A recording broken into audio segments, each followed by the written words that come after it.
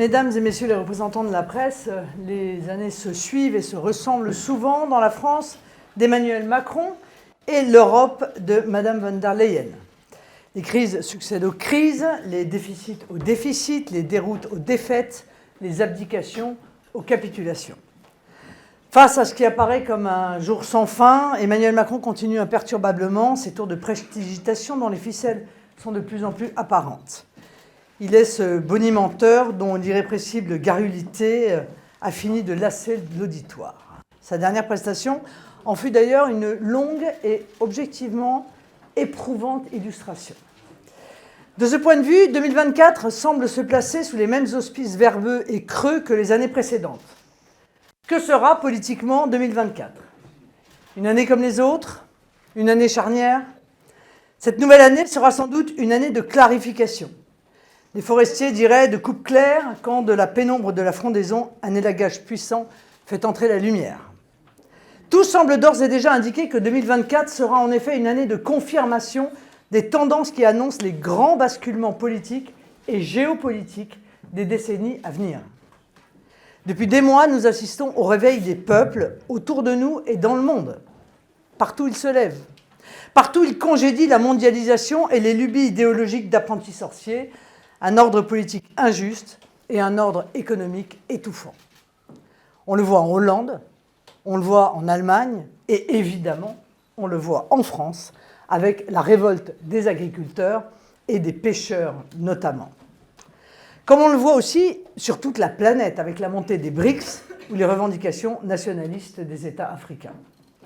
On assiste à une indéniable rétractation de la mondialisation, un repli qui se manifeste partout, y compris aux États-Unis, un repli général que même l'Union européenne ne peut plus ignorer. Et justement, aux États-Unis, tout laisse à penser que le processus électoral qui débute ne se traduira pas par un regain du mondialisme.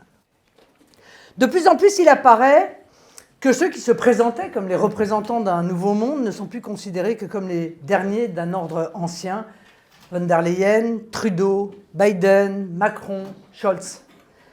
Tous, dans leur carré de jeu, sont contestés et fragilisés. Pour nous qui sommes attentifs au mouvement de la France et du monde, aux interactions des peuples et des gens, attendons-nous à ce que 2024 soit une année, sinon de basculement, au moins de grands changements à venir. L'élection présidentielle aux États-Unis, je l'ai dit, l'élection législative au Portugal, où notre allié Tchega s'affirme comme une force importante, en Flandre, avec le Vlaams Belang, en Autriche, avec le FPO, en Roumanie, en Slovaquie, et bien sûr, en ce milieu d'année, les élections européennes qui peuvent bousculer l'Union européenne. Pour l'observateur assoupi par le train-train électoral, tout semble jouer depuis 1979, date de la première élection européenne. Les européistes l'ont toujours emporté. Pourtant, les resserrements de majorité au sein même du Parlement européen actuel tendent à montrer que la situation politique n'est pas figée et que, comme pour les législatives françaises de 2022, le fait majoritaire n'est pas acquis pour les sortants. Il n'y aura peut-être pas de majorité alternative, mais vraisemblablement, au moins sur des textes, des majorités de circonstances. Permettez-moi de vous rappeler que le rapport Verhofstadt a été voté à 30 voix, que le rapport Restaurons la nature a été voté à 30 voix. C'est dire si l'année électorale sera pleine d'effervescence, de suspense et pour nous, je veux le croire, d'espérance. Vous qui suivez l'actualité politique et qui la commentez, vous allez, j'en suis sûr, vous régaler de suivre cette année éminemment politique. Même si je ne suis pas moi-même candidate, vous me trouverez, comme vous pouvez vous en douter, impliquée dans ce combat, cet engagement qui ne m'apparaît pas subalterne, mais essentiel, ne serait-ce que parce qu'il s'agit de la souveraineté de notre pays, et que lorsque l'on aspire à être président de la République, on s'attache évidemment à la préservation des pouvoirs qu'il doit conserver. De toutes les manières, le groupe que j'ai l'honneur de diriger continuera par une présence active et je crois constructive à occuper le centre du jeu parlementaire. Dans les années 80, l'élection européenne revenait à envoyer des représentants à Bruxelles, c'est-à-dire sur Mars. Aujourd'hui, Mars est devenue la banlieue de la Terre et peut-être même la capitale. Chacun a bien conscience que tout se décide dans l'immeuble de verre du Berlaymont. Les concessions de compétences nationales par des dirigeants nationaux évanescents s'amplifient et s'accélèrent. La politique nationale devient chaque jour davantage un théâtre d'ombres, des ombres d'autant plus fantomatiques que l'Union européenne ne se construit plus selon un modèle fédéraliste, mais comme un État unitaire centralisé. L'Union européenne se pique de tout normaliser, tout uniformiser, tout niveler.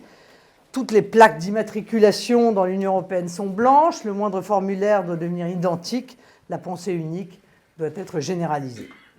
Les États de l'Union européenne ont moins de pouvoir, moins de liberté, moins d'identité que les États américains. L'Union européenne a dépassé l'ambition d'un coordinateur ou même d'un gestionnaire. Elle veut désormais formater un homme nouveau, un individu dégagé des attachements naturels, des références culturelles, des repères historiques, un consommateur interchangeable parmi les consommateurs d'un marché mondial. L'Union européenne n'a plus pour projet une union mais une fusion, plus pour projet l'Europe, mais en réalité la disparition des nations. Imaginez que la semaine dernière, le Parlement européen a voté une résolution dans laquelle il prescrit aux États membres de, je cite, « faire passer l'histoire européenne et mondiale avant l'histoire nationale ». Dans le même temps, le pacte pour les migrations ouvre sans discernement et sans droit de s'y opposer toutes grandes les portes de l'Europe à une immigration planétaire, sans contrôle, sans limite. Au moment où le président de la République parle de sentiment de dépossession des peuples, de leur culture et de leur pays, ses élus et son gouvernement la promeuvent et l'organisent. Jamais dans l'histoire de l'humanité, des groupes humains n'auront ainsi œuvré aussi servilement, aussi consciemment à leur propre effacement. Rarement des dirigeants n'auront agi avec un tel cynisme, cachant aux gouvernés leurs propres desseins, leur volonté de les fondre dans un grand creuset informe. Comme le disait, et il a bien raison, Jordan Bardella, Emmanuel Macron, puisqu'il s'agit d'agriculture, a la main sur l'épaule des agriculteurs et la dague dans le dos lorsqu'il est à Bruxelles par l'intermédiaire de ses élus. Nous nous trouvons en effet face à une gigantesque entreprise de déconstruction intérieure et extérieure que des campagnes médiatiques soutiennent et des logiques bureaucratiques imposent. Dépossession et déconstruction sont liées, la première est la condition de l'autre. Elle est une étape vers un chemin qui mène vers l'inconnu, l'aléatoire et la négation de soi. Si Emmanuel Macron voit les signes du progrès dont il se prétend le champion, alors nous n'avons pas de toute évidence la même définition du progrès. Le clivage qui s'impose aujourd'hui, vous le voyez, les Français également, est celui qui sépare les partisans de l'effacement et ceux de l'affirmation apaisée du génie de nos peuples, les partisans de l'uniformisation contre les chantres d'une diversité européenne féconde et plus largement les partisans du déclin face à ceux qui ne s'y résignent pas, ceux qui se résignent à abandonner leur peuple au tourment du monde contre ceux qui veulent les en préserver. En clair, il y a les fragiles, qui nous proposent de dévaler vers l'abîme, et ceux qui entendent mobiliser toutes les forces disponibles pour gravir les chemins escarpés de l'histoire. Nous croyons dans la France et dans les nations d'Europe. Nous croyons en leurs valeurs propres, et c'est pourquoi nous avons confiance en l'avenir. Vous le voyez, notre intention cette année 2024 n'est pas seulement électorale. Elle porte pour le pays, notre peuple et notre continent la volonté de jeter les bases d'une construction et même d'une reconstruction psychologique, financière, politique et diplomatique de grande ampleur, d'une ampleur historique. Elle est de préparer non pas une alternance, mais l'alternance, avec un grand A. Les Français le comprennent de plus en plus. Aujourd'hui, il y a la gauche, la droite et l'alternance. L'alternance est un mouvement naturel et profondément démocratique qui survient lorsque le gouvernement en place a échoué, lorsque chacun a conscience que les forces politiques anciennes, infécondes et démonétisées, n'ont plus rien à dire et encore moins à faire. L'alternance que nous mettrons en œuvre est un grand projet collectif qui unira les Français de tous bords, de toutes origines, de tous âges, dans la même volonté d'un sursaut national, dans la même aspiration à la protection pour eux et leurs enfants, dans la même espérance pour l'avenir. Vous le voyez, nous sommes portés par une vision que je crois haute. Elle procède de la conception noble que nous avons de la politique, le respect que nous avons de la démocratie et l'amour que nous portons aux personnes, au peuple et à notre peuple. Si je viens vous dire cela, mesdames et messieurs de la presse, c'est pour que vous compreniez mieux, je crois, notre état d'esprit. Pour nous, la politique n'est pas un jeu de télé-réalité. Ce n'est pas non plus une sorte d'exutoire de ceux qui ont fait de la dérision, voire du dérisoire, de l'ironie et de la méchanceté gratuite une rente professionnelle. La politique, c'est une activité sérieuse. la plus sérieuse qui soit, puisqu'elle met en jeu la vie des gens, le sort de la nation et finalement le destin de notre pays. Le débat gagne toujours à sortir du subalterne et de l'immédiateté. Il exige même souvent de savoir s'extraire du conjoncturel et de l'éphémère pour voir au-delà de la montagne. Beaucoup d'entre vous, et c'est normal quand on fréquente le marigot politique, nous prêtent des arrière-pensées politiciennes ou manœuvrières qui, je vous le dis, nous sont étrangères. Nous avançons sans nous dissimuler, tels que nous sommes. S'il peut exister des stratégies et des tactiques, c'est normal dans toute entreprise. Il n'y a là rien de répréhensible. Pour autant, je crois injuste, et à l'égard de la vérité trompeur, de réduire notre démarche à des coups et encore plus à des intentions cachées. Est-ce utile de le rappeler devant une assemblée aussi éclairée que la vôtre? Non, nous ne manœuvrons pas pour un Frexit caché, pas plus que nous ne sommes d'extrême gauche. Je suis heureuse d'être amenée à le dire, triste d'être obligée de le rappeler. Que dire de la puérilité de nous dénommer encore Front National? Sinon que de ravaler la politique à des gamineries de bac à sable et d'attester qu'il n'y a finalement pas grand-chose à reprocher au Rassemblement national. Enfin, ceux qui ont quelques égards pour les femmes savent combien est inélégant de renvoyer en permanence une fille à son père comme si la gente féminine était incapable d'une quelconque émancipation personnelle. Qu'on nous critique, oui, qu'on nous attaque même, mais par respect pour les Français qui nous regardent, faisons-le sur des bases avérées, consistantes et sérieuses.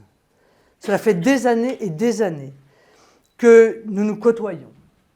Et je dois vous dire que je me félicite que nos rapports, comme avec nos orateurs, soient de plus en plus professionnels. Et je crois pouvoir le dire, respectueux et fructueux. Vous pouvez compter sur moi, non seulement pour vous faciliter l'exercice de votre profession, mais pour nous permettre par la précision et l'imagination de rendre nos échanges encore plus fluides sur la forme et plus informatifs sur le fond. Sachez que de notre part, c'est sur ces bases que nous souhaitons consolider nos rapports, sans complaisance bien sûr, mais avec le souci d'œuvrer au débat démocratique dont nous sommes, vous et nous, les garants. Faisons du débat politique un échange utile pour les idées, pour la profondeur et l'utilité du débat. La situation est, je le crois, trop grave pour se contenter de maquillage statistique, de faux-semblants administratifs ou de petits palabres politiques. Le pays a trop de plaies non cicatrisées pour en ouvrir artificiellement, trop de motifs de division pour faire surgir de faux débats délétères, trop besoin de trouver des solutions et de le faire dans la concorde civile. Je crois que nous avons à cet égard, et vous, journalistes, et nous, politiques, une responsabilité éminente. Rendre le débat clair et intéressant, c'est aussi ne pas perdre l'auditoire dans les errances des sujets sans fondement ni portée. C'est pourquoi, et ne m'en voulez pas, vous me trouverez rétive, mais je crois que pour certains, vous l'avez déjà constaté, à m'engager dans des débats sans intérêt, des polémiques inutiles ou les querelles dérisoires et mesquines. Plus que jamais, je pense qu'en politique, ce qui n'est pas utile est inutile. Ce n'est pas là un manque de respect à votre égard, mais au contraire, le témoignage de l'estime que je porte à la fonction de journaliste, au rôle qui est le vôtre de porter et d'éclairer les débats qui animent la société. De notre côté, nous essaierons d'être à notre place, non pas seulement celle de commentateurs, pas seulement d'agitateurs d'idées, mais d'éveilleurs de conscience, sans omettre bien sûr d'être les défenseurs de ceux qui ont besoin de nous. La politique relève de grands mouvements telluriques, des mouvements de fond qui traversent les champs politiques et les sociétés, ce mouvement des idées et des hommes dont il faut percevoir le sens pour en comprendre la signification et la direction. La politique, c'est également savoir accorder ces grands mouvements à la vie quotidienne, celle du pays, celle des familles, celle des entreprises. C'est ce que nous nous efforçons de faire en restant dans le concret, proche plus que jamais du quotidien des gens, avec des préoccupations comme le pouvoir d'achat, les conditions de vie à la retraite, la sécurité physique dans la vie de tous les jours, l'accès concret aux soins. C'est là l'articulation entre la présidence et la gouvernance, entre le président et le gouvernement. Une articulation essentielle dans nos institutions que des esprits brouillons ont brouillé. Une remise en ordre est nécessaire et dès que le peuple l'aura décidé, nous serons prêts, avec les députés que j'ai l'honneur de conduire, avec nos autres parlementaires, députés européens et sénateurs, avec nos élus des territoires, les cadres et militants de notre mouvement qui œuvrent sous la houlette de Jordan Bardella, nous nous mettons en situation non seulement d'accéder, mais également d'assumer avec succès les responsabilités du pays. Vous le voyez, la période qui s'ouvre va être riche. Je forme des vœux pour qu'elle puisse l'être pour vos organes de presse, comme pour chacun d'entre vous. Que l'année qui s'ouvre donne aux Français l'occasion de vous lire, de vous entendre, de vous regarder pour participer aux grands débats qui décideront l'avenir du pays. Pour chacun d'entre vous, je souhaite donc la meilleure année qui soit, pleine de bonheur, de joie, de projets et de réussite. Très heureuse année à vous tous.